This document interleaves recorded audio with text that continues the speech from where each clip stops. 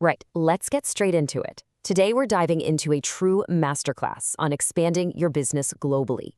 If you've ever looked at your domestic success and thought, how do I actually take this to the world stage? Then you are exactly where you need to be. We're going to unpack the complete, start-to-finish strategies laid out by Trade and Investment Bangladesh, or TNIB, and its founder, MD Joynal Abdin. We're talking about the exact blueprint to take your local products and successfully launch them into the global market. It's literally the million-dollar question, isn't it? How can I find genuine international buyers? It is the exact thing keeping SME owners, local manufacturers, and entrepreneurs wide awake at night. Because, look, you know you have an amazing product, whether that's ready-made garments, leather goods, agricultural commodities, or processed foods. But the sheer frustration of trying to actually reach the people across the globe who want to buy it, yeah, it can feel completely overwhelming. And trust me, you are not alone in feeling that way. Okay, let's shatter a massive illusion right off the bat here. Finding buyers is absolutely not about just slapping your products on a basic website or firing off hundreds of cold, spammy B2B emails and just hoping someone bites. I mean, unless your goal is a one-way ticket to a spam folder, that old way just doesn't work anymore. The strategic reality, the right way, is all about careful planning, leveraging deep market intelligence, and ultimately building long-term trust. So, here is our game plan for today's explainer. We're going to cover 1. The export reality check. 2. Preparing for export success. 3. Building a digital brand. 4. Connecting with decision makers. 5. Earning trust and value. And finally, accelerating your growth with TNI.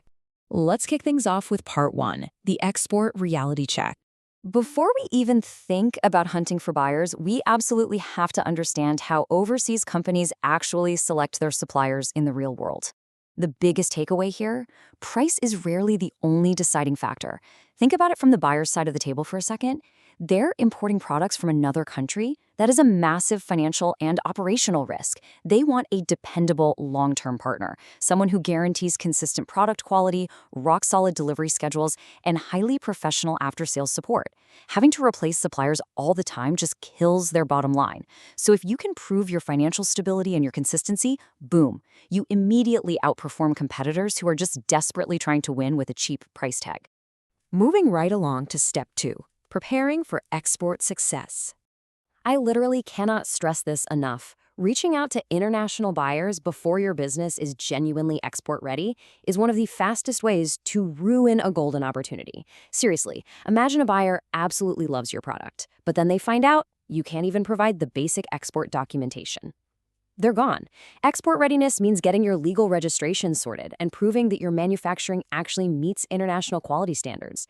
And don't forget export-ready packaging, the flimsy cardboard that works perfectly fine locally. No way that survives the inside of a transatlantic shipping container. Plus, you need the multilingual labels expected at the final destination. Basically, your profile and presentation must be totally flawless before you send a single email. All right, so your house is in order. Awesome. But here comes another major trap that new exporters fall into, trying to go global all at once. They want to sell everywhere, immediately. But keep in mind, every single country has its own unique regulations, import duties, and consumer preferences. It's like a giant puzzle. The winning strategy is to focus your resources efficiently. Just target 2 to 3 priority markets to start. So how do you actually pick those 2 or 3 golden markets? Well, you ditch the guesswork and you look at the data. You want to dive into international trade databases and export promotion agencies. Look at import demand, economic stability, logistics costs, and any existing trade agreements. To put that into perspective, a Bangladeshi garment manufacturer might find massive, ready-made opportunities in Europe or North America. But an exporter of fresh agricultural goods might find a way better fit right in the Middle East simply because of geographic proximity and high import demand. The key is to target the specific markets where your product actually solves a problem. Which brings us to phase 3, building a digital brand.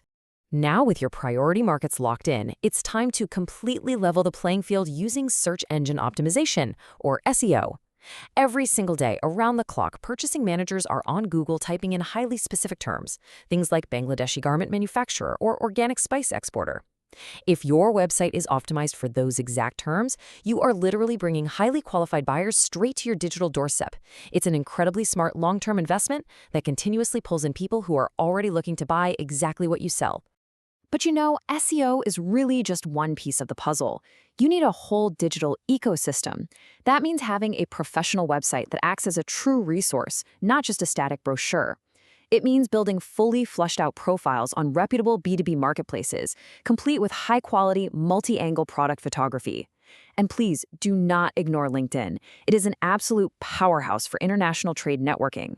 When you share factory tour videos, show off your laboratory testing facilities, or post industry insights on LinkedIn, you are building massive credibility before a purchasing manager even decides to reach out. Let's jump into part 4, connecting with decision makers.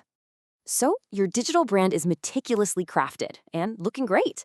How do we actually get it in front of the right purchasing managers? Well, it comes back to the difference between amateur hour and being a professional. Mass cold emailing, it's frustrating, and it's almost always ignored by structured procurement departments that already get hundreds of generic pitches every single week. The professional approach utilizes strategic business matchmaking. This is where specialized organizations introduce you directly to relevant decision makers who have a genuine, verified interest in buying what you have. When you combine that kind of precision with the networking power of international trade fairs, you bypass the spam folder entirely. Next up, number 5, earning trust and value. Getting a buyer's attention is a great start, for sure, but keeping them, that is the real challenge. And that brings us to one of the most powerful insights from our source material today. In international trade, trust is often more valuable than price. Remember, buyers are terrified of operational disasters, delayed shipments, inconsistent quality, regulatory issues. If a cheaper alternative creates a massive headache for them, it's totally useless. Trust isn't built overnight. It's earned gradually through every single interaction and every successful shipment. When you look at the amateur versus professional approach, it really is night and day. Actually, scratch that. It's a total mindset shift. An amateur acts as just a low-cost supplier. They have inconsistent communication, and they only really care about closing a one-time transaction. You don't want to be that. You want to be a solution provider. You compete on value, quality, and reliability. If there's a production delay, you are totally transparent and responsive about it immediately. You never try to hide it. By backing up your work with outstanding customer service and international certifications, you're creating unbeatable long-term partnerships. And finally, part 6, accelerating growth with T&B. Trying to build this comprehensive export machine entirely on your own can take years of painful trial and error. That is exactly where T&IB comes in.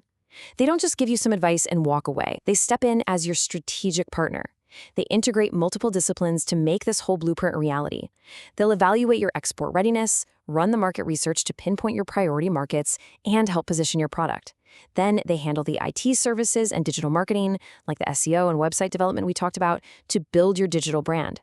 Crucially, they tap into their international networks for that high-value buyer-seller matchmaking, connecting you directly with qualified importers. Basically, they handle the heavy lifting so you can focus entirely on delivering a phenomenal product. We've covered a ton of ground today, but it really all boils down to this final thought. The barriers to cross-border trade have completely fallen. The world is out there, right now, actively searching for quality products and dependable suppliers. If you drop the spam email approach, really invest in your credibility, and build a strategic, trust-based export machine, maybe even with the guidance of experts like T&I, there is absolutely no limit to your global expansion. The buyers are already looking, so the only question left is, are you ready to be found?